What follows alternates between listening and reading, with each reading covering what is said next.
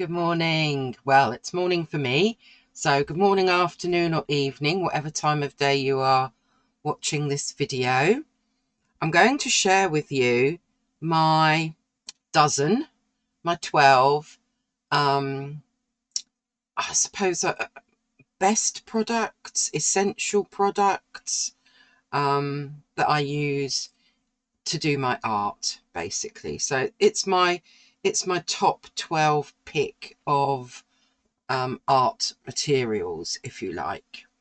So to start off with, I'm going to show you my Skoda Perla brushes, and they are a 12, a 10 and an 8. They're the ones by Joseph Zbukowicz. I'm not sure if I'm pronouncing that correctly. But the thing that I like about them is that they will go to a really nice point. And the number 10 is actually a travel brush. So if you just want a set that's going to do most things for you and also includes that brush, one brush to take out with you, because they go to such a fine point, you could manage with just this size 10 when you're out and about. So I think that's why it's such a versatile little set. And I really, they hold the water. They do everything that I want them to do, really. So these Skoda Perla brushes are my go-to. They're the ones that I mostly pick. There are some others like the Princeton Snaps that I use, but if I could only have one set, it would be this set, because it's got the travel brush in as well, and it's real. I think it's quality. So there we go. That's my pick number 1 out of 12, the Skoda Perla brushes. My second pick is the paints. Now, I could be cheating a bit here, but I don't think so. I'm going to allow it. When it comes to paints, I think if you are in America, you're in the States, then I think, to be honest, you can't really beat Daniel Smith watercolours. So you can see I've got this big bag full of tubes. I've also got some watercolour sticks. This is my big Daniel Smith palette, this one here. But I also have some travel palettes that have got Daniel Smith colours in. And then if, like me, you're in the UK, I just absolutely adore the Michael Harding paints. So these are all my Michael Harding tubes, and this is my main palette. You've seen me use it so many times. It's got Michael Harding in it.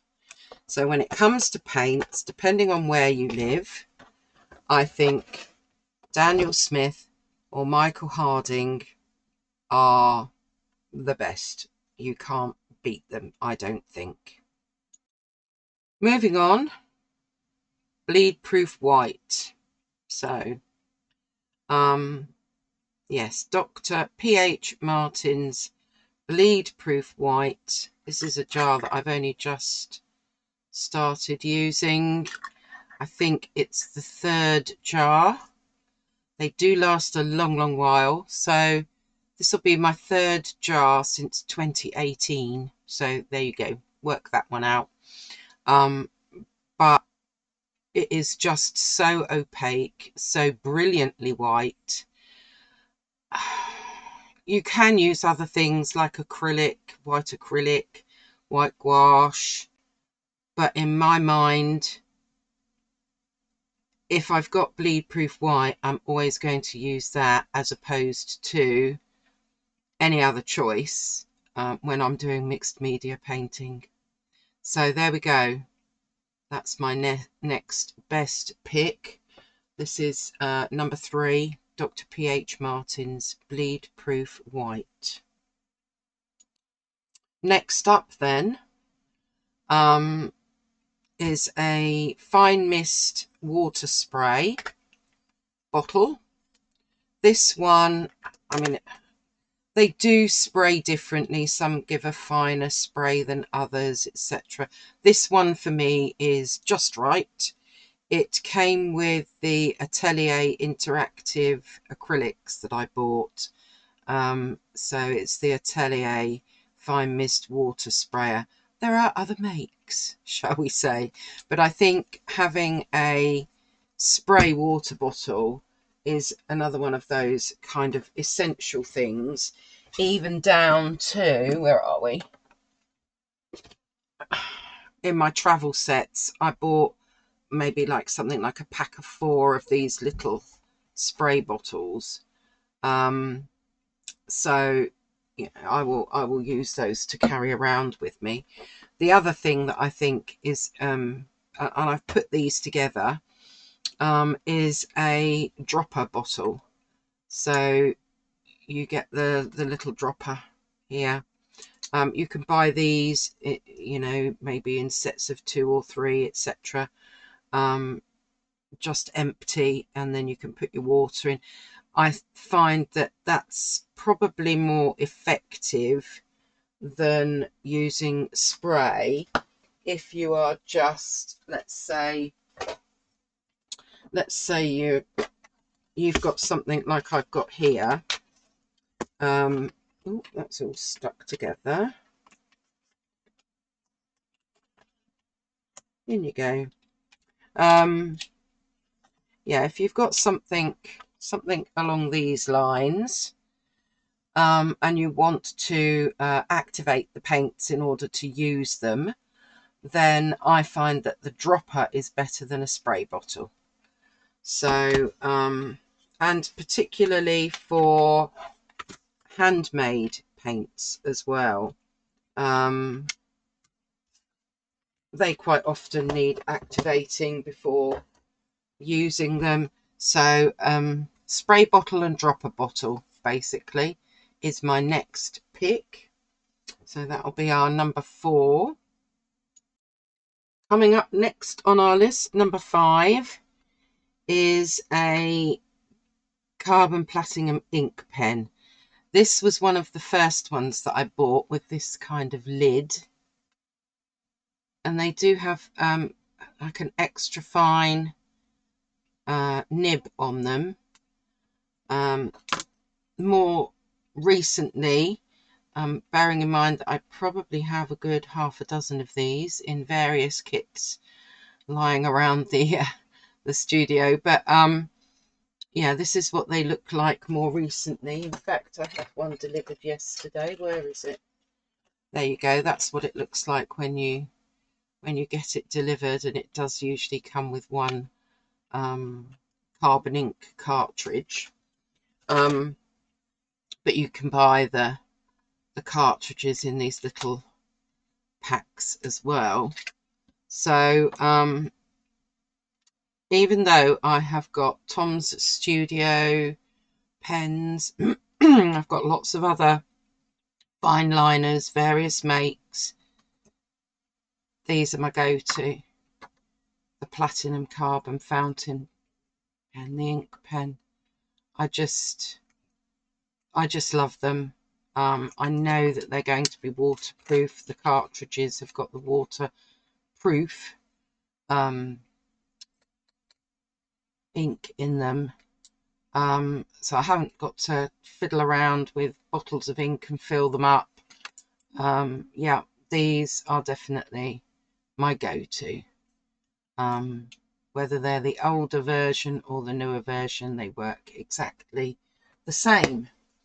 So that is my... Right, on to number 6 then. And it's the Art Graph Soft Carbon Pencil, which is water soluble.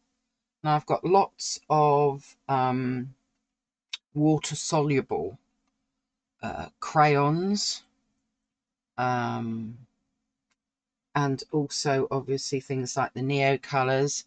But I'm trying to keep this list as my very, very top. I've got ink all over me. Top choice, if you like, and keeping things to a minimum.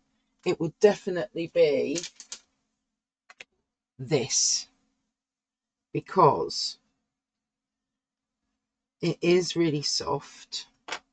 And let's see, I've got a water brush here, that'll do.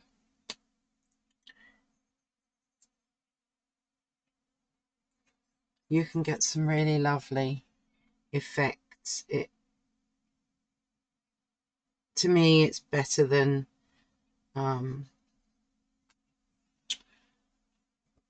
watercolor crayons. There we go. So that would be my number 6 pick. They come in packs. I forget whether they've got 6 or 8 or something like that in. You can see how much I've used this one. But I also have these in just about every little kit that I make up. So the Art Graph Soft Carbon Water Soluble Pencil. Love them. Right. Let's move on to number 7 on our list. And these weren't in any particular order. Yeah, coloured pencils. A must for mixed media, I think. I can't choose between. I love the Caran d'Ache Luminance. They always work really well. They're lovely and smooth, and they've got a lot of pigment in them. But I also love the Derwent Lightfast, and I guess the thing there is that they are Lightfast. That was the reason for making the range, so that as artists we could be safe in the knowledge that these are Lightfast, whereas with the Luminance you have to double check and see what Lightfastness score each one has. I think they are equally good, top quality coloured pencils. Take your pick. There's not as many colours in the Derwent Lightfast as there are in the Caran d'Ache Luminance, but both really beautiful coloured pencils, and my top pick for coloured pencils. So there we go. That's my number 7. Right, coming in at number 8, mainly because I just don't always have time to let things dry naturally. I love this little heat gun. Does say the nozzle may be hot. I was just trying to look to see if it had got a make on it, but I can't find it. It doesn't matter, that you can find them, and they're not too expensive. Yeah, and they don't go as hot as a hairdryer, so you're less likely to burn things, even so you do have 2 settings on it. But yes, this is invaluable, so that I can dry my work and carry on and not have to wait for things to dry. Sometimes I do, if I particularly want an effect, then it might be necessary to leave the watercolour to do its thing. And if you dried it with a heat gun, you might not get the same effect. But on the whole, yeah, another what I would call essential for me anyway in my top 12. So yeah, this is number 8 in my top 12. Right, number 9 is a water brush. they're kind of brilliant for when you're out and about. It means you don't have to take a bottle of water with you. I sometimes do and take a travel brush, but yeah, there's always a water brush in my kit for when I'm out and about. And there are lots of fancy different ones. I think this is a Derwent one. It came in a paint pan set. This is the Derwent push button. Bit more chunky, depending on, you know, if size is of importance. And if you've only got a small little travel kit, then you might want a smaller brush like this. But in any case, without nitpicking about makes, if you can find a water brush that flows and works well, and I really do like these Derwent ones, then I think that is another essential, especially if you're going to go out and about painting. So that would be number 9 on my list. So there we go. Yeah, number 9, a water brush. Right, number 10. These have been used and used and used over and over and over again. Cutting mats. I use one big one, an A2. This is an A2 on my desk here. Just to protect my desk as much as possible, really. But it means that I can use like a scalpel, like a you know, a craft knife, and it's self-healing. Next to it, which you can't see so much, but there is one next to it, and that is an A3. In fact, I've got 2 A3s. This is an A4 and this is an A5. So cutting mats, great to use to stick your watercolor paper on, but just really handy to have, so that you are protecting your surfaces. So yeah, that is my number 10, cutting mats. If you are limited, then I would say, and if you don't do big pieces of work, then I would say an A4 and an A5 are probably enough. But yeah, there we go. That is my number 10, a cutting mat. Okay, let's think about paper. So if I am wanting a sketchbook, then my pick, there are many more expensive ones out there, and I do have lots of other different ones, but I would say as an essential, C. White of Brighton. They come in all different sizes. This just happens to be an A4. But I think the paper is very good quality. I tend to buy mostly sort of 300 GSM. This one's 350. Yeah, all different sizes. So they do little A5s, they do concertina books, and great big you know, A4s, A5, no, what am I talking about, A3s. So and they are extremely reasonably priced. So sketchbook wise, that would be my essential, my top pick would be C. White of Brighton.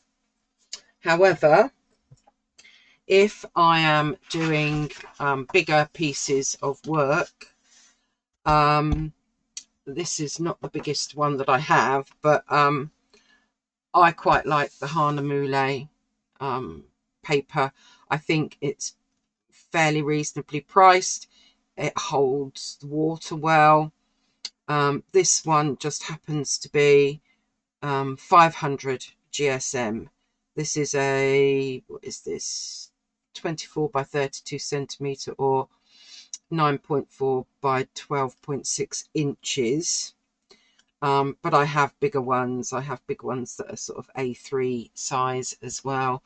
I've got different makes. I don't know if I've got, oh, I have got one. So I might have to pull out a little bit for this. Hold on, bear with, as we say. Right, okay, I think we can probably get most of it on now. This is one that I have bought over and over and over again. It's called their anniversary edition.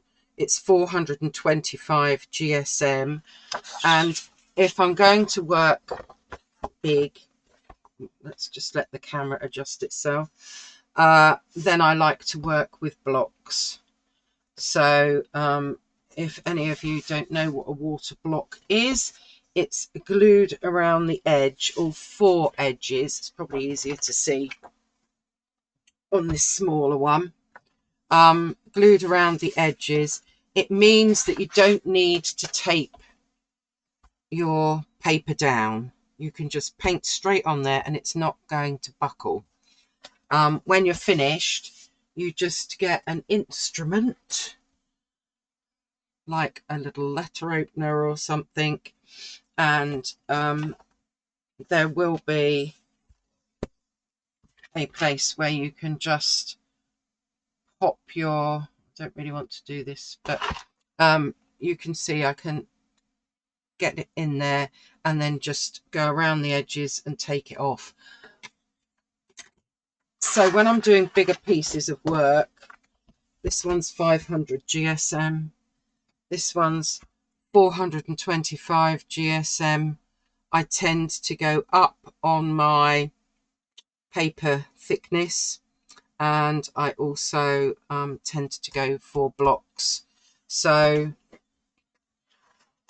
yeah, it would be a Harnamule water block of some kind because I think they're good value, and the Sea White of Brighton sketchbooks that come in all different sizes. So paper wise, that is my essential pick. Finally then, number 12. Number 12, I think I will pick this sponge, and it really is just a sponge in a little plastic tub, but it means that you don't have to keep using paper towels or rags that you have to keep putting in the washing machine. Yeah, this you can just you know, rinse this out under the tap every now and again, squeeze it out, put it back in. It just means that you don't I think you're saving the planet basically a little bit.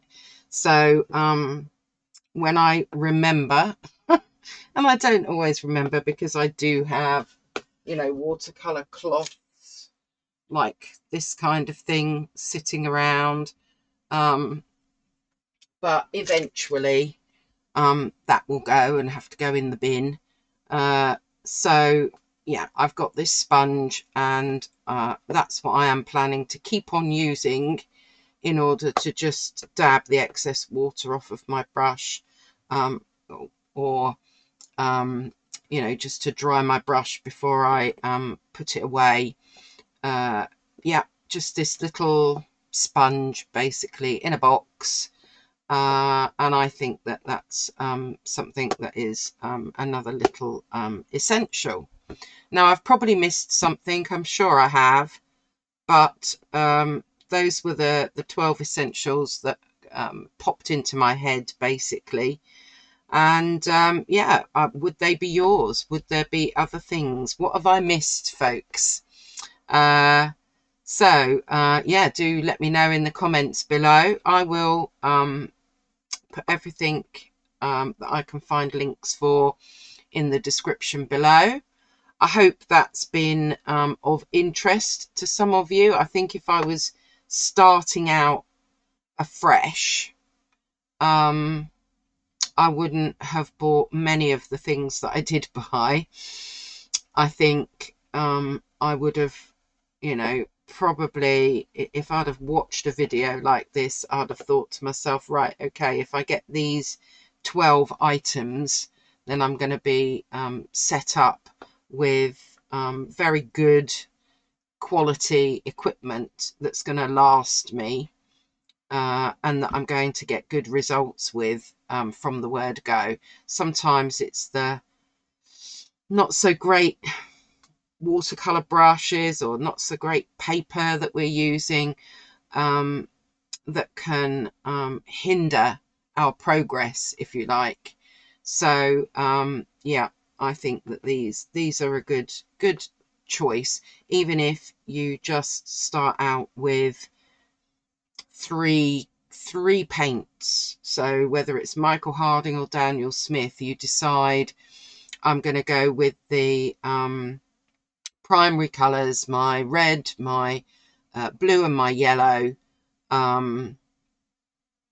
or maybe it's the yellow and the cyan and the magenta, depending. But anyway, your three primary colours, and